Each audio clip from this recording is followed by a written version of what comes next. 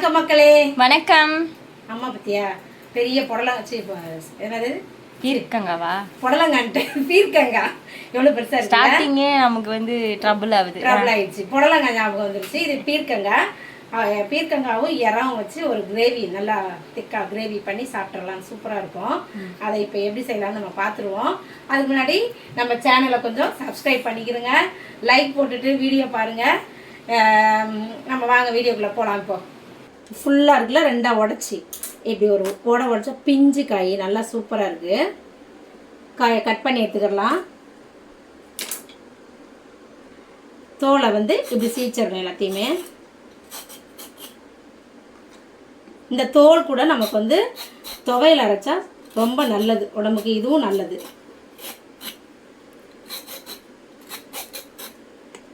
பீர்க்கங்காய தோல் நல்லா சிவியாச்சு. நம்ம வந்து ரவுண்ட் ரவுண்டாக கட் பண்ணிக்கலாம். எல்லாத்தையும் நல்லா ரவுண்டாக அழகாக கட் பண்ணிடலாம். பார்த்து கையே கொஞ்சம் பெருசு பெருசாக கட் பண்ணாதான் வெந்துடும். டக்குன்னு வெந்துடும். இது அப்படியே சுருங்கிடும். உள்ள இருக்கிற அந்த ஒயிட்லாம் எடுக்க தேவையில்லமா? வேணாம். இது வந்து பிஞ்சு காய் நல்லா பிஞ்சா இருக்கும். சூப்பரா இருக்கும். சாப்பிட அப்படியே சாப்பிட்றலாம். என்னாலதான் ஃபுல்லா சாப்பிட முடியாது. ஒன்று ரெண்டு தான் சாப்பிடுவேன். ஆமா, செட் ஆகாது. தலை வலிச்சிரும், கோல்டு வந்துடும் அப்படின்ற மாதிரி.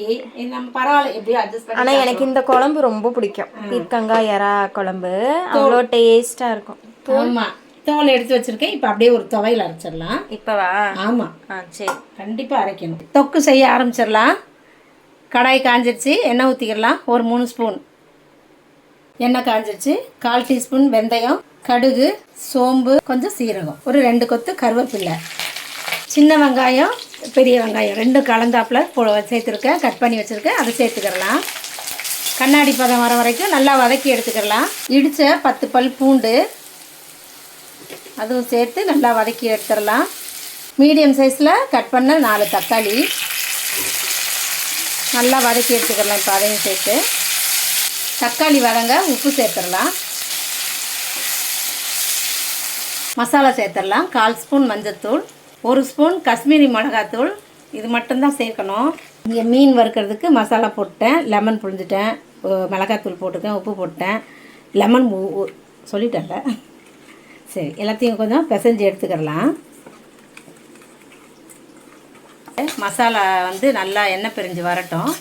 அது பச்சை வாசம் போனால் தான் அந்த குழம்பு டேஸ்ட்டு வரும். குழம்புல தொக்கு க்ளீன் பண்ணி வச்சுருக்க பீர்க்கங்காவை சேர்த்துக்கிடலாம். நல்லா இந்த மசாலாலேயே இந்த பீர்க்கங்காய் நல்லா கொஞ்சம் வதங்கட்டும். இறாவை சேர்த்துடலாம்.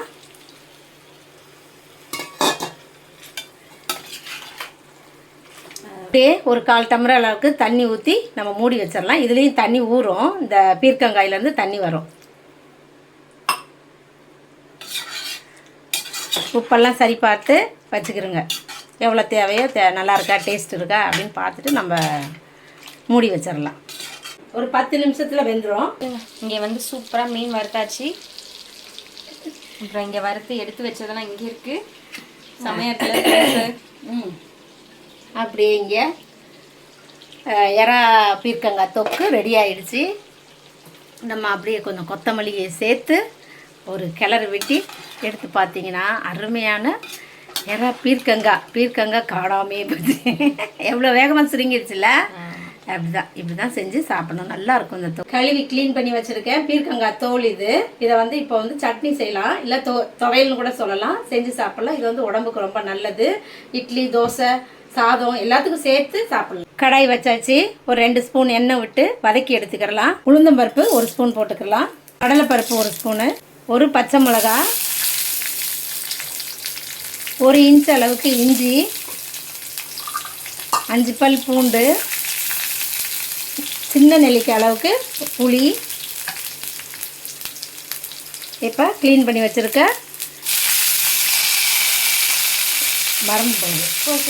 க்ளீன் பண்ணி வச்சுருக்க பீர்க்கங்காய் தோல் சேர்த்துக்கிடலாம்.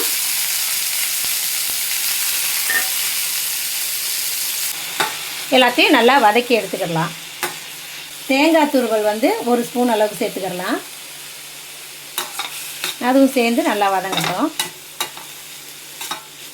தேவையான அளவுக்கு உப்பு சேர்த்துடலாம். இப்போ நல்லா வதங்கிடுச்சு. இதை ஆற வச்சு நம்ம அரைச்சி எடுத்துகிட்டு வந்துடலாம். அரைச்சிட்டு வந்தாச்சு. இப்போ தாளித்து ஊற்றிக்கிடலாம்.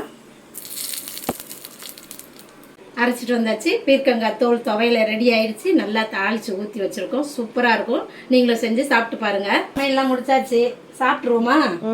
போட்டோமா. நம்ம தான் பெரிய சின்ன ஷார்ட்ஸுக்கு அந்த வீடியோலாம் எடுக்கலல்ல. இன்றைக்கி சாப்பிடுவோம் வீடியோ எடுத்ததுக்கு.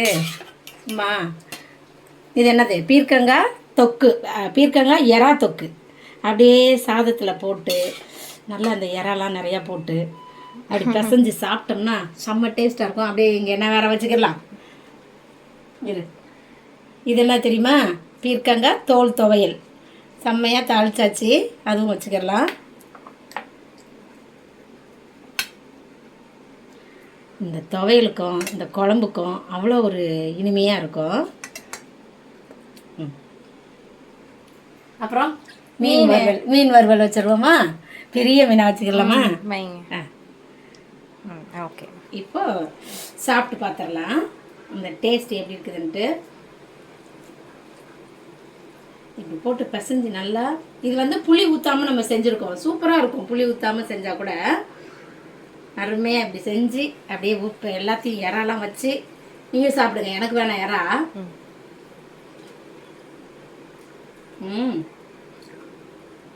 செம்ம டேஸ்ட்டாக இருக்குப்பா. நீங்களும் செஞ்சு சாப்பிட்டு பாருங்கள். நம்ம அடுத்த வீடியோவில் பார்ப்போம். பாய்.